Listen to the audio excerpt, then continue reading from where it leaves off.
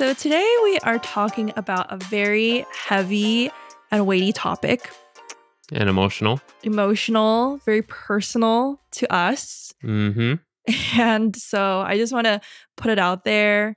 I actually did preparing for this podcast episode. Personally, I have felt the spiritual opposition all day, physically and spiritually, just this energy that's just very weird. But we're trusting that the Lord is going to speak through this I actually do feel like some people will be set free from this topic, this conversation.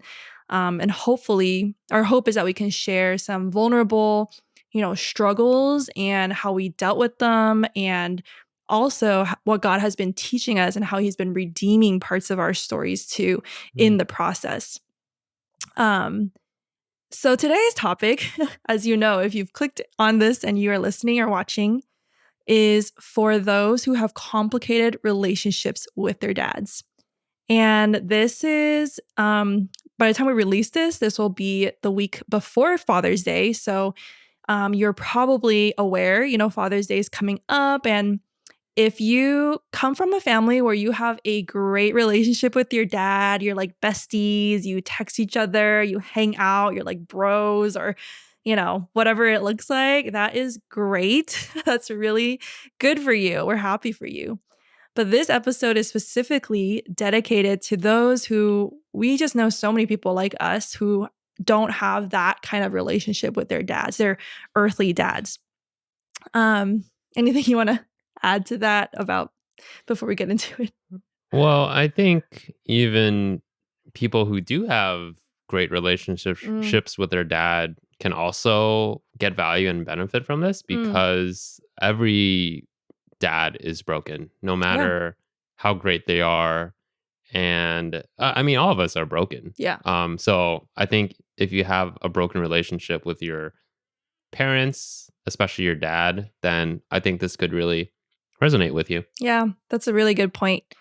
I think, as Father's Day will be coming up, you'll probably be seeing on social media, like all these happy faces, like, I love you, dad, or hang out with my dad. And, some people, some of us were like, oh, that's great for you, but my life is not like that. But you're right. Like even pictures like that give us this false thinking, like, oh, they have a perfect relationship, but no relationship with our parents is perfect.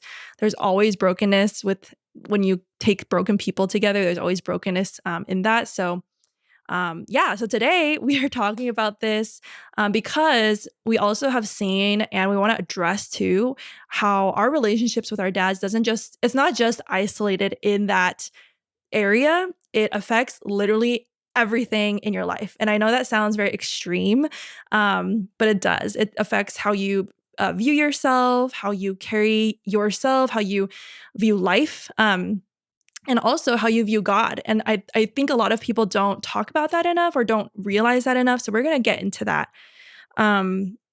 So I'm going to just share my story of my relationship with my dad real quick. Does that sound good?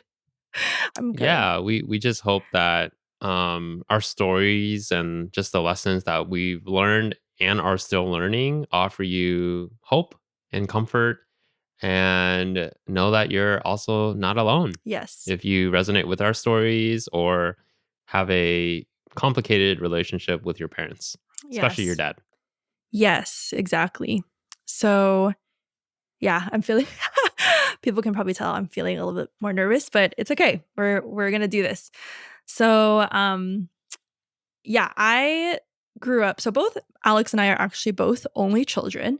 And I have always had a very complicated relationship with my dad because for a majority of my life, except when I was small, when I was young and I couldn't really make my own decisions. I had to just do everything my parents told me. But I got to an age, especially around like teenage, especially in high school, where I started to want to think for myself and do things that were different than what my dad thought was the best for me.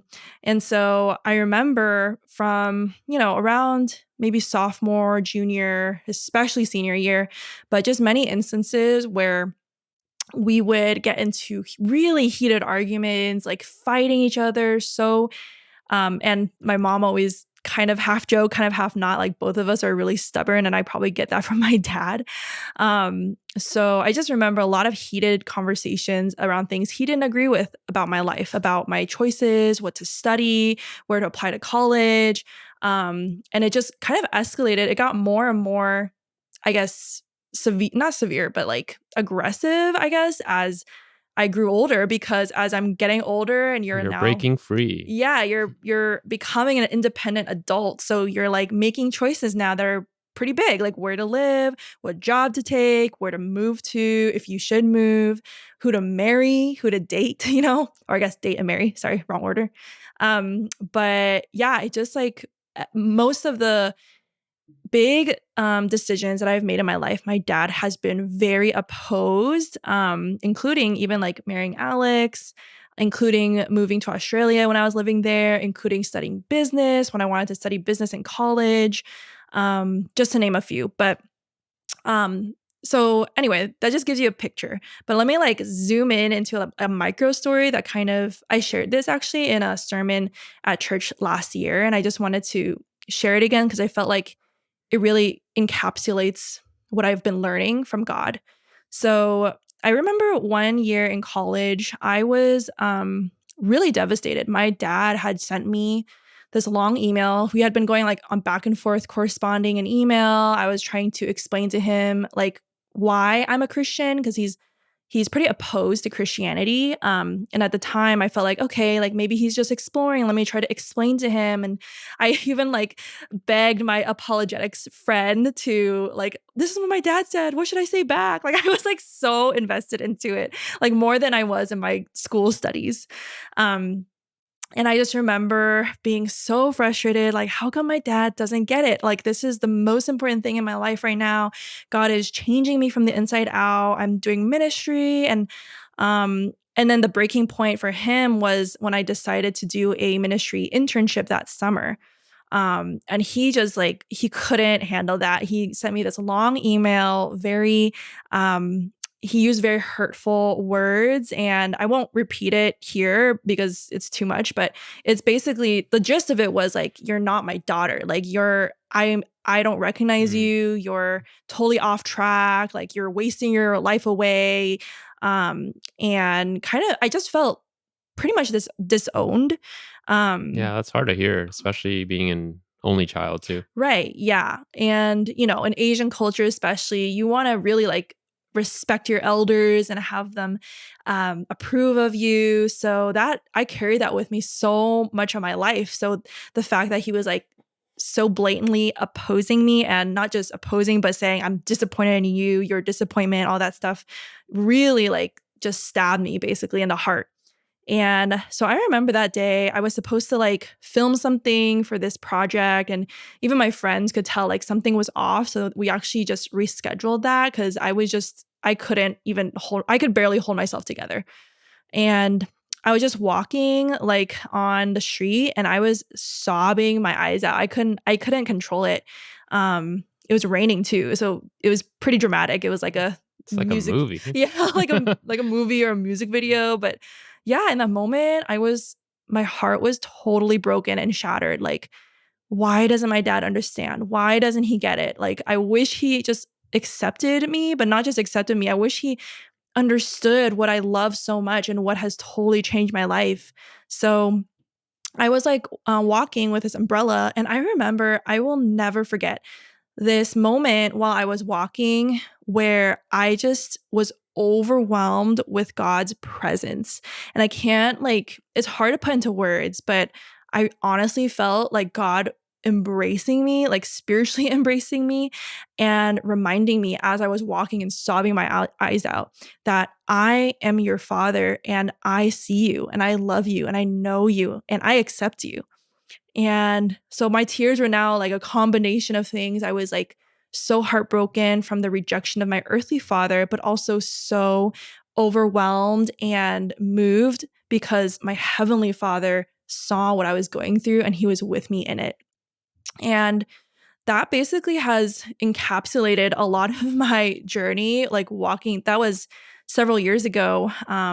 But yeah, even to this day, still to this day, I have struggles with my dad in different ways, not to that specific in the same way exactly, but just a few months ago, I had another incidents happen where my dad sent me another. I told him, Happy Lunar New Year. I know you're in Taiwan. I'm hoping you're having a good time. Mentioned nothing about Christianity because I knew it was like a sticking point.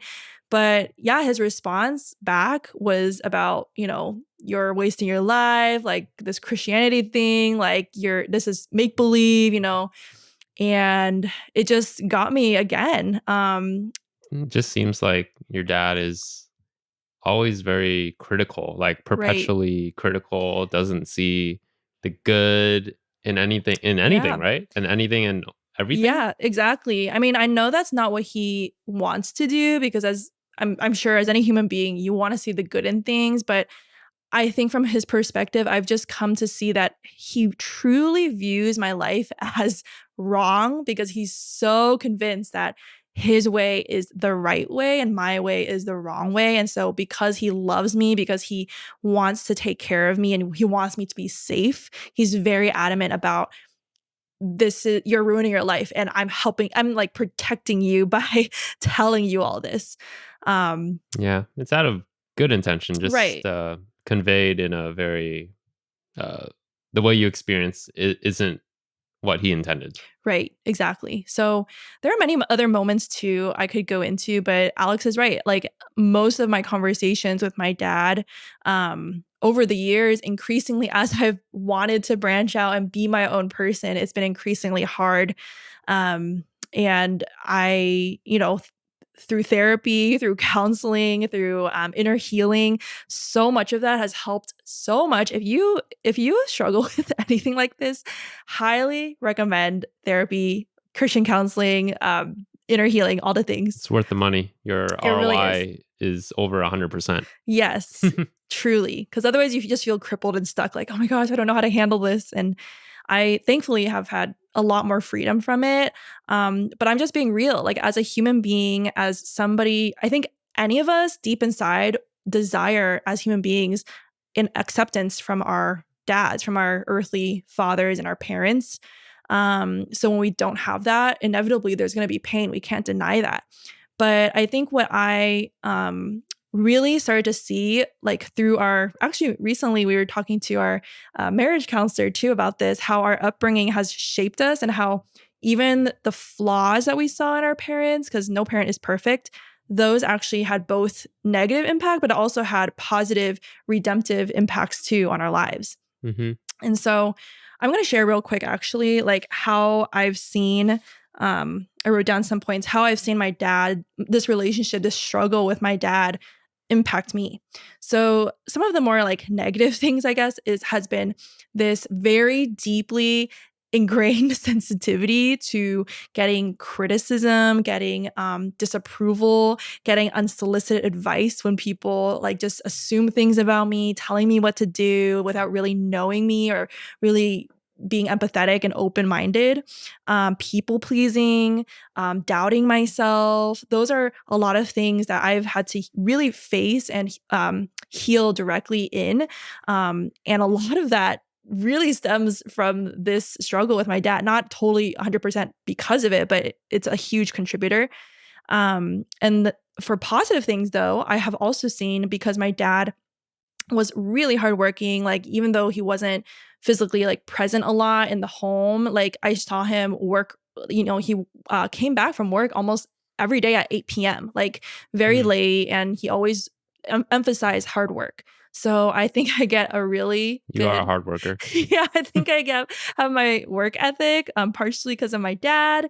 Also, he was very humble. He rarely would brag about himself, and still to this day too. So I think humility is a value for me, and also keeping my commitments. I remember my dad; he would always be very on time for things and early, and he had a high value for keeping commitments, honoring other people, keeping your promise. So I also remember like I told myself I would never break a promise. If I ever make a promise, it's a big deal. And to this day, I still don't make promises lightly. Like I always follow through. Sometimes Alex says it's too much. Like too committed. Um, and then on top of that, I want to talk about how it impacted my view of God. So I also recognize through, all this whole journey that deep inside, I was actually projecting this like subconscious image of my dad and how I interpreted his feelings about me, his attitude towards me. Subconsciously in my Christian walk, I was doing that with God. So I was like, in my head, I was like, oh yeah, God loves me, God accepts me. But deep down, I still had a really hard time believing, like, why would he just fully accept and love me? Like, I need to prove it. I need to earn his approval like I do with my dad. And I would never say that out loud. Like, I would never admit I was thinking that because I wasn't even aware of it. But again, through the help of really great Christian therapists and counselors, I was able to identify like, wow, I really don't believe I'm enough. I don't believe that I'm worthy, I'm accepted because of this thing with my dad. And then the other thing too is wanting to do things to please God more than just being and connecting with him. Like I think so many of us run around like doing all this stuff for God. Like, oh, look, I'm so impressive. I did all this ministry. I like prayed for all these people, or I, work for a church and whatever. And no matter how much work you do for God, it's like he actually wants us to do that out of abiding in him. And I just didn't have a concept like with my earthly dad. I never had like just being present and like enjoying being present. It was more like I need to get good grades to get his approval. I need to, win a competition, and then maybe he'll say not bad, like Asian dads don't say. Nothing ever impresses them. Yeah, a lot of Asian dads will be like, yeah, pretty good. Yeah.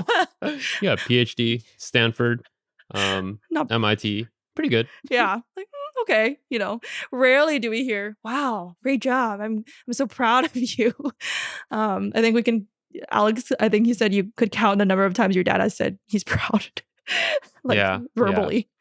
Same with me. I, like, don't remember many times I've gotten affirmation from my dad. So, anyway, I also wanted to talk about how I've seen God actually redeeming and using this. I call it like the thorn in my side, and Alex totally agrees. It really is a thorn because everything stems from this. Like in my life, my insecurities, my struggles, my mindset, barriers, it all is related to this very deeply ingrained wound from my childhood and it's impacted me for 20 something years. So right now I can talk about it in a much more healthy, like, calm way. But if you had talked to me like in college, I would have not been able to talk about it. But I through the wrestling with God, I have seen how he's been redeeming and using this thorn. So some of the ways have been helping others through this story. Like when I'm sharing the story, or when I'm sharing about my struggles with my dad, I have so many people come up to me and they're like, "Oh my gosh, your story with your dad really helped me. Like I go through the same thing and I feel less alone. It gave me hope." And I was like, "Really?" Like it's not resolved. So, but I think that's the beauty of it too, is because I'm still in it and yet I'm able to find hope in the midst of the darkness. I think that also has been a powerful um trial that has turned into a testimony, because sometimes our biggest trials are the most powerful testimonies actually for other people. It's also been teaching me how to love people who are hard to love, people who criticize or oppose or say hurtful things. And I always think of Jesus. He's the best example of this because he literally was on the cross saying, "Father, forgive them, for they know not what they do," about the very people who are mocking, criticizing, beating, and crucifying, literally murdering him. And he was able to see them with love and compassion. Um, God's been using it to teach me to trust him despite my circumstances, to persist in prayer and to not give up like the persistent widow, to seek my dad's highest good, which is salvation, not his approval. So for a long time, my prayer was like, "God, like just change his mind, change his heart, like help us to be on good terms." And that's not a bad thing. Reconciliation is definitely great.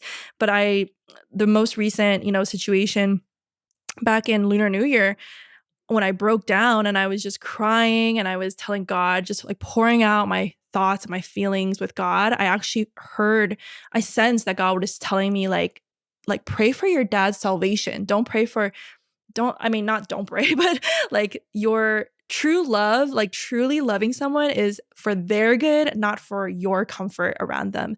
So, yeah, instead of begging God for my dad to understand me and accept me, I was like, God, at the end of the day, even if my dad never understands who I really am and never supports who I am and my choices, my biggest desire now really is for him to just know you, to find life and joy and freedom in you before it's too late.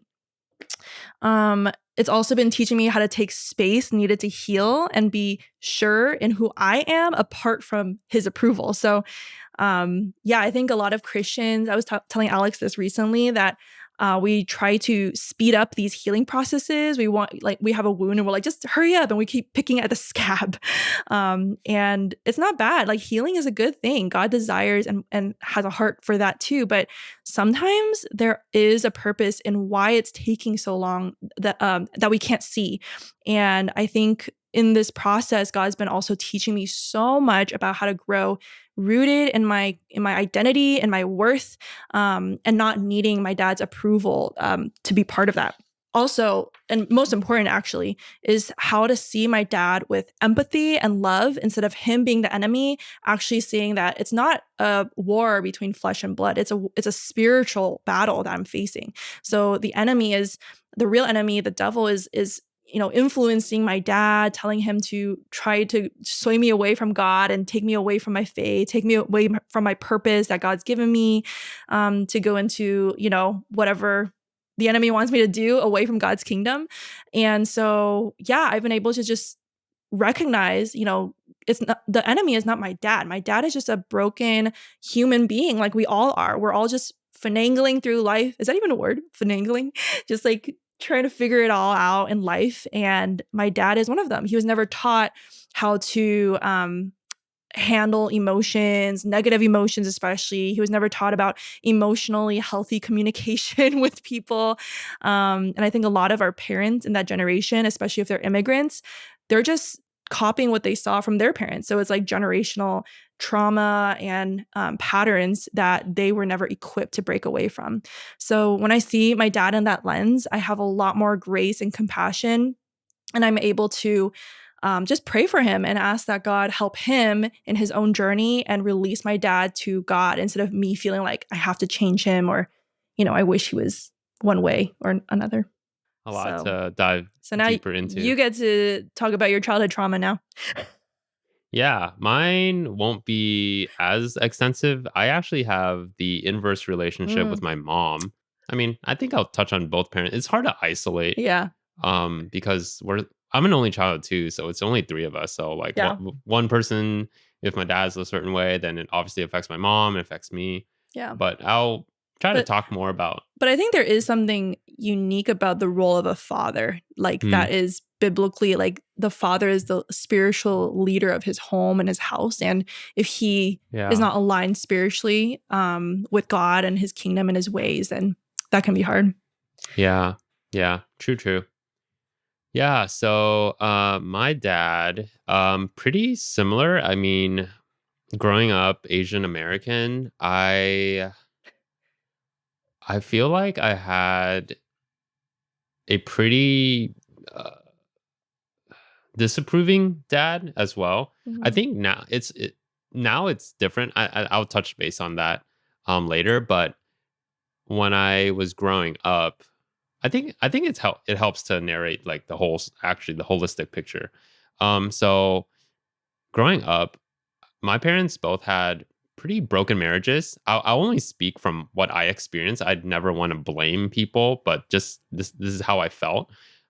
So growing up, both my parents didn't have a great marriage. I always envied other kids who took family vacations or had dinner together peacefully and had encouraging conversations. Mhm.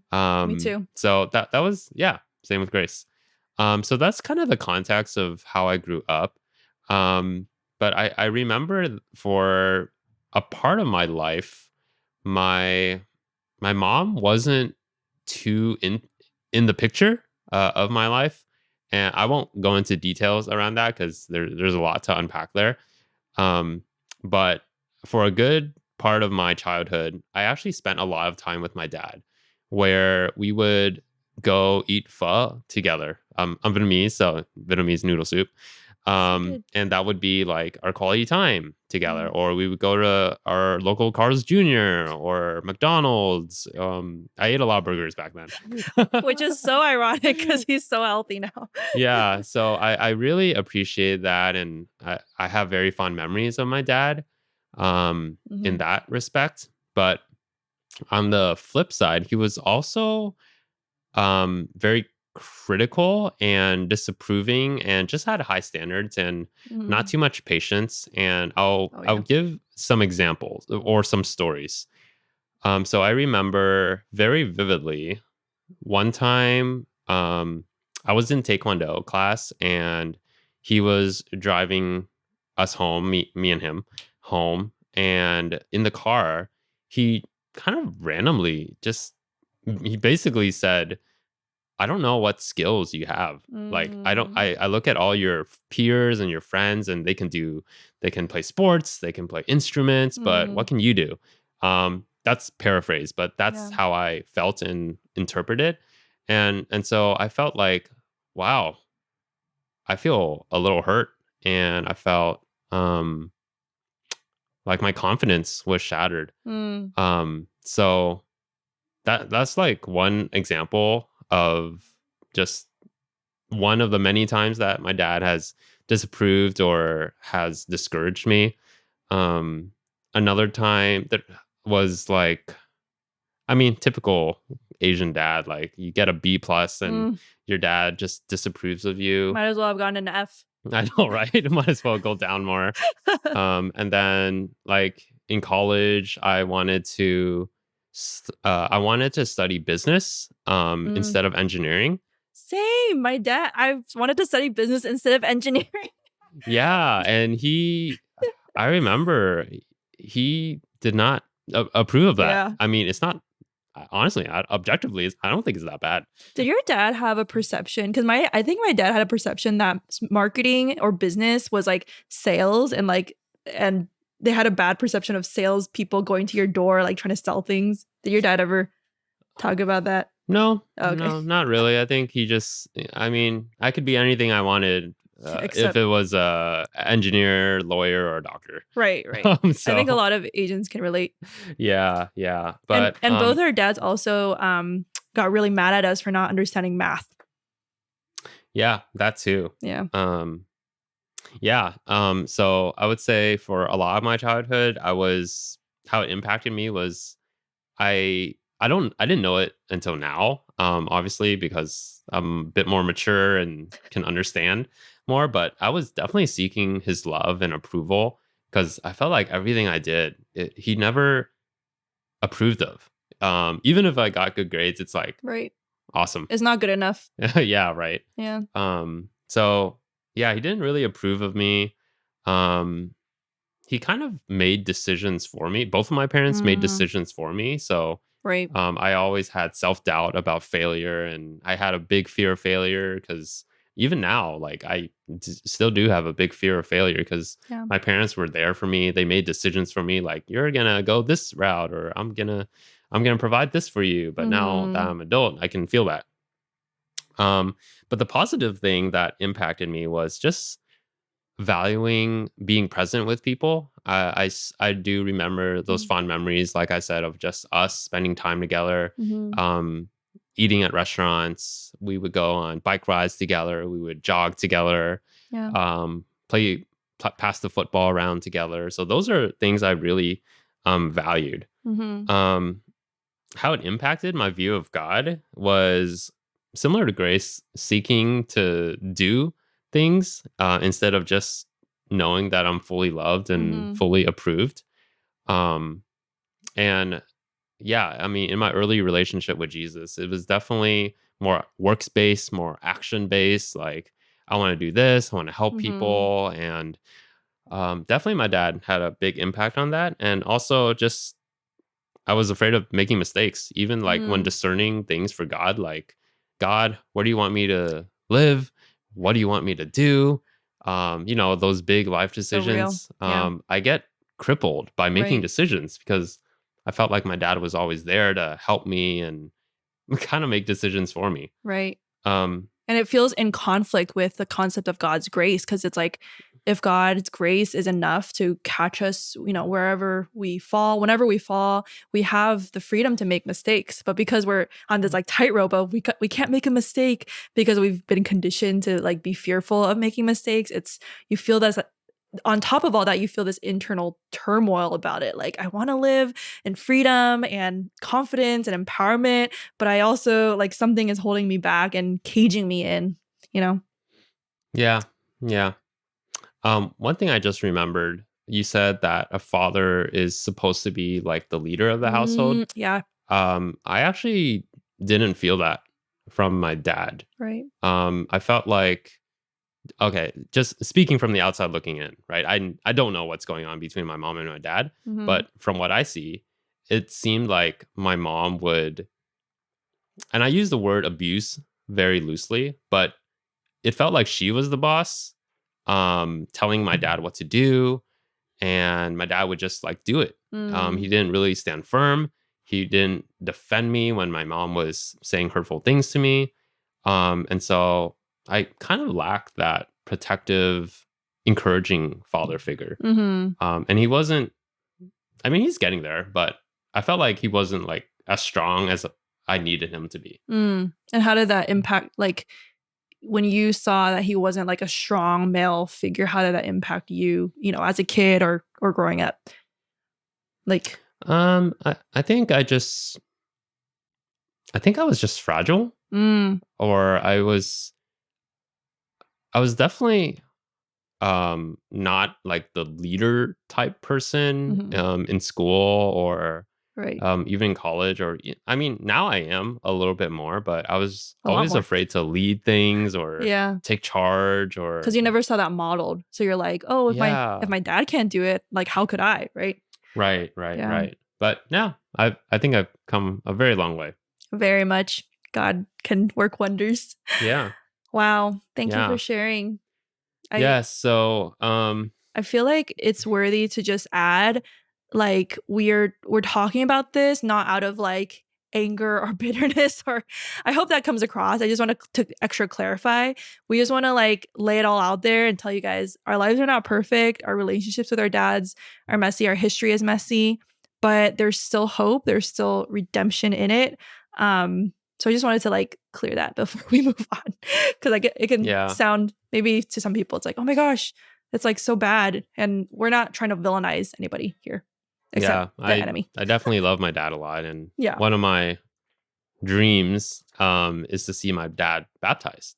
Not just to see him baptized, but But I get to baptize him. How yeah, cool would that be to have the son baptize the father? It's literally yeah, like a dream. not just If any dream. It's your number one biggest dream. it is my number one biggest dream. I'm surprised you're not tearing And up right now because last time you did. I know. If you ever, this is kind of a plug, but if you haven't seen the movie Jesus Revolution, I highly recommend it Yeah. because there's a lot of those moments Yeah. in baptism moments. Alex's eyes were wet the entire movie, and that's never happened during any movie we watched. Yep. All right, let's get into some teaching to help you um if you relate in any way. If you have wounds with your father figure in your life, or you just struggle to love somebody who's been harsh towards you or hurt you in the past, we have some tips on how to find healing and how to find freedom. So the first one is empathy, kind of like what I was just saying earlier. We really need to see our dads not as perfect people, like with really these unrealistic expectations, really from how then they know better, like they should have done this, they should have done that. Like the best thing we can do is now we are learning from their mistakes, and we can break those generational curses, and habits and patterns, for the next generation. But we can't rewind the past. We can't resent or dwell on like why couldn't they be better, especially because many of our parents in that generation were just not equipped. They went through a lot of trauma themselves. They went through war times, maybe. They went through recessions and economic downturns, and So are we, as yeah. of this recording. Yeah, exactly. But I know we don't know everything that they've been through. And so we need to Mhm. see them as broken, flawed people who just didn't know, like they tried their best. They tried their best to love us, to care for us.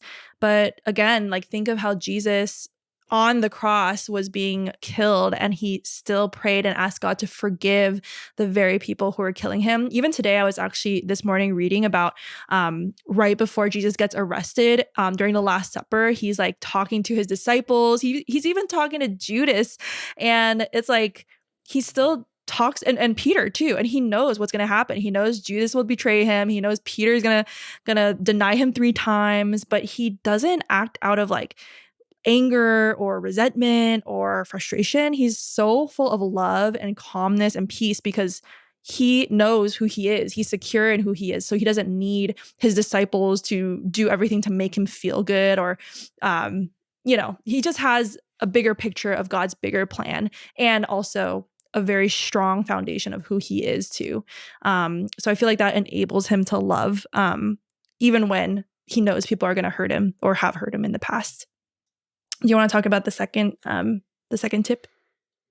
Yeah, this one is by no means easy. Mm-hmm. But I have done it before, and it actually It's very powerful. turned my relationship with both of my parents like almost 180. I would say this is probably out of all of them. Okay, I don't know. We shouldn't do favorites, but this one is one of the most powerful things to do. Yeah, Yeah. this is the most powerful, I think, and also the most difficult. Mm. So it's about forgiveness. Mm-hmm. So when you forgive someone, it releases you from bitterness. Mm-hmm. And I'll share what I've done. So I was seeing about 5 or 6 years ago, I saw a Christian life coach, and she told me to write a letter to my parents about how I felt and like specific situations and forgive them, basically. So I wrote a letter to both my parents, and well, I wrote a private letter to myself about how I felt. But then also I wrote like a more public letter to both of my parents. I was living at the time, I was far away from them, but I called them, both of them, and I just said, "Hey, I wanted to share something. I wrote a letter, and I just wanted to read it to you." And basically, by not even midway through, I don't know if they were crying, but I was definitely a wreck and just crying a lot. It was very hard to finish my letter. But the good news is that after I read the letter, they said, "Oh, we actually didn't know that." Like, what? So an example is I felt like I was always pressured to be perfect or be an engineer or be someone incredible who makes a lot of money. Mm-hmm. All right. That's literally what I told them. And I felt hurt or I felt like I was never enough. Mm. And when I said that, they said, "No, we just actually, you're free to do whatever you want. We just wanted to um, protect you and we just wanted you to be okay." And after that, I just, I was like, oh, wow, that brought so much clarity. Mm. So not only did the forgiveness like release bitterness, but it also brought clarity. Mm. I think there's one thing, it's one thing to like pray forgiveness over them, but it's another thing to actually say it to their face. Mm. Yeah. And I think, of course, always pray to God. Yeah. But if you truly want to reconcile a relationship and restore it, I think having real time conversations is the way to go. Yeah. Again, The best that you're able to, because some people don't, they can't, maybe their dad's out of their life or passed away, and mhm, sometimes you're not able to have that kind of closure or to say it in front of them. But yeah, the best that you know how and you're able to. I think that's really powerful because it releases it verbally. There's power in the tongue, right? And when you verbally release someone and say, I forgive you and I love you, I want the best for you, you're not just telling yourself that, you're also showing them the radical love of Jesus. Hmm. Um, and one thing I wanted to add was um, I was reminded in Ephesians 4 how it talks about anger gives a foothold to the devil. And I think people don't even realize that unforgiveness is holding them back spiritually, in terms of making you vulnerable to the enemy's influence. Like if you feel, why am I acting out this way? Why am I still in this sin? Or why am I struggling with this or that? And it might not seem related to unforgiveness, but it very likely is because when we don't forgive, we're holding ourselves in spiritual bondage, basically. The third thing, so we have four things in total. The third thing is boundaries. So I think we'll probably have to talk about this in another episode more thoroughly Yeah, because we'll give there's a you lot. just a high level. Yeah, high level boundaries is not very much talked about, especially in Asian cultures, because in a lot of our culture, a lot of our what we've learned and passed down generationally has been lack of boundaries is glorified. So codependency, I need to take care of their emotions. I need to tiptoe around them. Everybody else needs to be okay. I don't want to be a burden. I don't want to shake the boat. Like a lot of these things, we need to identify and then learn how to filter through like what is actually helpful in the situation versus just like default to these basically enabling behaviors oftentimes. So yeah, again, through counseling and just growing in this awareness, I realized a lot of the behaviors I had picked up in my life, people pleasing, trying to get approval, all these things were coping mechanisms when I was younger to try to avoid conflict, because that's how I defended myself. That's how I protected and self protected, basically. So we really need to learn how to set healthy boundaries with our parents in a way that honors them, that we can still interact with them if possible, and also just see them in a healthy way. And I think sometimes um, space can actually be very healthy. And that's something that I personally have experienced and realized over time was, instead of trying to force like, oh, I just have to like be with them, like make it work out. Like it just has to work out right away. And if it doesn't, if we don't have reconcile, if we don't reconcile, if we don't have healing right away, something must be wrong. I must not be doing it right. But again, going back to God's timing and everything, sometimes what you need is also just space to remove yourself from a constantly triggering environment or relationship and find healing yourself and get deep into your identity, your security, so that way you're able to have the capacity and the tools to know how to love people out of overflow and not trying to seek their approval or fill yourself with their opinions of you, if that makes sense. um and one other thing I'll mention is there's this verse in the Bible that gets used out of context a lot, which is obey your parents. And just look into the context of that verse. It's basically talking to children who are minors, in godly families. So their parents are like, following God and like raising them to pursue God and walk in God's way. So yeah, definitely don't feel like you need to do everything your parents tell you, especially if you're an adult and you're like independent on your own now. And especially if they're not following God and they're trying to sway you away from faith, which was my case still today. So definitely use your discernment and wisdom. Like you don't want to just, say, screw you. And like, I don't want to do anything you tell me, but you can be respectful in taking what they're saying, but don't feel bad. I think that for a long time, or a lot of people feel bad when they don't do everything their parents say, because as a kid, you were taught you must do everything they say. But Yeah, you're, especially in Asian mhm, cultures, I yeah. feel like there's a hierarchy that you have to follow. And then Mhm. I feel like this is a separate Yeah, it is. topic, but We'll talk like about it later. hierarchy, and then we're American, they're more Asian, Yeah. but we're There's Asian a cultural American. So gap, then, generational gap. yeah, generational gap, cultural gap. Mhm. Yeah, lots to unpack there. Yeah. The last thing is to pray. I know it sounds pretty simple. I feel like over the last few years, I definitely have softened my hearts towards my dad. And Mhm. even like less than a month ago, from this recording, me and Grace were visiting my parents. And then the last thing that we did was me, Grace, and my dad had brunch together. Mm. And he's not Christian. He's agnostic. It's hard to tell. I have one of those dads that don't say that much, so I have no idea what he's feeling.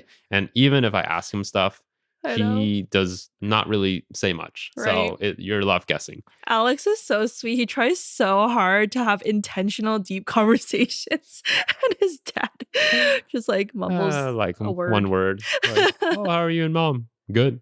"Thanks." God But sees your effort. yeah, but so I wanted to share the gospel with him or talk about Jesus, but it just opportunity didn't arise. And then when we drove from Orange County back home to the Bay Area, I really broke down crying actually, Yeah. because I regretted it so much not Mhm. to see my dad not knowing Jesus, and he's Mhm. getting older too. Like, I mean, everyone's getting older, Yeah. but he's getting older, if you know what I mean. So yeah, just continue to pray, and even if it's just praying to soften your heart to see your parents or your dad with empathetic eyes, to know their story and their upbringing. They're humans too, and they've been through stuff that impacts the way that they treat us. So Yeah, exactly. just I, I think one of my friends said it best. If prayer doesn't change a person, it definitely changes you. Mm, So I that's good. wholeheartedly agree with that. Yes. It really is. I think we can get so frustrated when we're like, "Why is that person not this way or that not that way?" When we can always be leading into, "How is God molding me? How is he transforming me in this process?" And I definitely relate with that, with what Alex was saying, because yeah, through this whole journey, if anything, I have been transformed so much through it. And I will say I pray for my dad almost every day. Like every morning, he's part of my prayers. I'm asking God to just meet him, just encounter him in radical ways. And I've tried many different things, so like more things than you can count, about how to reconcile with him, how to get to him, how to have constructive, open conversations. And at the end of the day, I really surrender everything to God, being like, God, you see my dad. I need to remember to love and forgive my dad the way that I have already been loved and forgiven by God. And I think that's, if anyone is struggling with that, that's my advice, would be dwell on God's love for you, on his forgiveness for you, and that will compel you when you really understand the depth of how broken, how undeserving we all are, and you are. That will also compel you to be able to do that for people who you might not think otherwise you'd be able to. So yeah, as a last kind of encouragement, before the action of the week, we want to just encourage you to also think about, how is your relationship with your dad shaping your relationship with God? Because there's probably a lot to identify there about how to correct your view of God. And the best way to do that is to study the Bible, read God's word, study his character, ask people who, know and love God, and follow him with their whole heart, and really be intentional to surround yourself with resources, people, and just ways to understand how to view God in a healthy, accurate way, rather than shaded by, your wounds or your hurts from the past from your earthly dad. And so the action for the week, we want to encourage you. We've talked a lot about our feelings, but we want to give you some actions to take. One thing is to take time this week to reflect on these two questions. So, number one, kind of similar to what I was saying, how did your relationship with your dad impact you? And be honest. Don't judge yourself. Just be honest. The negative ways and the positive ways, just like we just did in this episode. How did your relationship with your dad impact you growing up? And you can journal it down. I think it's very healthy to process, and especially if you have a counselor or a coach or even a trusted friend, you can have this conversation. Number two is, how did it impact your view of God? So yeah, that's exactly what I just said. But just think about it, because if you don't, you might be viewing God, you might be limiting your experience of God, or even it could even be damaging to your soul, like if you don't correct your view of God in a healthy way. And the other thing right now is an action you can take right at this moment is to ask God to help you have empathy and grace for your dad. So here are 3 prayers. We want to invite you right now, wherever you're listening, whatever you're doing or watching, take the time right now to ask God, just in your own words or silently or out loud to yourself, God, would you show me how you see my dad? God, would you help me to love and forgive my dad as you love and forgive me? And the last one is, God, would you show me how you want me to reflect your love to my dad this Father's Day? Yeah, those are really great prayers. We don't expect you to miraculously heal from your father wounds or even reconcile your relationship with your dad. It's a Mhm. complicated one. But I mean, obviously we know God does miracles and we invite that. But if you don't see fruit right away, don't be discouraged. Mhm. Um, I'm in my early 30s, and I mean, it's kind of like trying to heal 30 years of complicated relationship with your dad. Mhm. It's not realistic to do that, Mhm. but we can always start the journey. Mhm. So I would just encourage you to seek support, cultivate empathy and grace, and learn to see your dad through the eyes of love. Like, ask Jesus to give you eyes of grace to see your dad, who is also broken, has sin, has a story behind him for the Mhm. ways that he has treated you and everyone else around him. But we can also use our pains to heal, if we let God heal us, and we Mhm. can also use our pain to help others as well. Mhm. Kind of similar to this podcast, like us Yeah. Oh, sharing that's meta. vulnerably. Yeah, it's kind of weird. It's kind of like us sharing our story, Mhm. just kind of being vulnerable and Yeah. encouraging you as well, Yeah. and just the lessons that we've learned. Yeah. So yeah, even if you're struggling with a complicated relationship, please know you're not alone. Yeah. We're I here, and I think that's the biggest takeaway. I think if you take nothing else from this podcast, we want you to know you are not alone. You are enough. God sees you, He's with you, and He loves you, all of you, and He does not dismiss your pain. And I think somebody needs to hear that. well, hopefully it encourages you. And like Grace said, you're not alone. So hope you feel like you're not alone in the struggle. Yeah. And yeah, feel free to reach out to us if you have any questions about Mm, our relationship with our parents, either mom or dad, that you'd like to talk through. We would love to hear. We would also love to hear stories of both struggle and victory as well. yeah. We're soft launching our consulting. We love doing one-on-one coaching and consulting with people. And it's like a combination of ministry, emotional mental health tools that we've learned through so many years of our own healing. So Yeah. yeah, definitely reach out. The link will be in the description and we'd love to talk to you.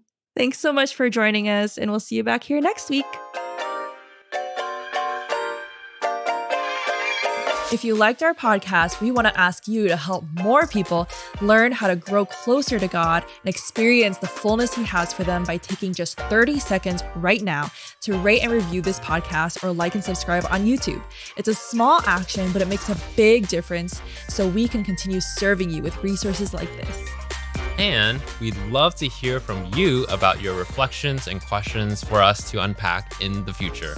We invite you to share this episode and tag us and follow us for more encouragement and helpful tools for living fully the way God designed you to. We pray that God fills you with His love, His joy, His peace, and His wisdom as you continue growing in your daily walk with Him. We're so grateful for you, and we can't wait to see you again next week. See you soon.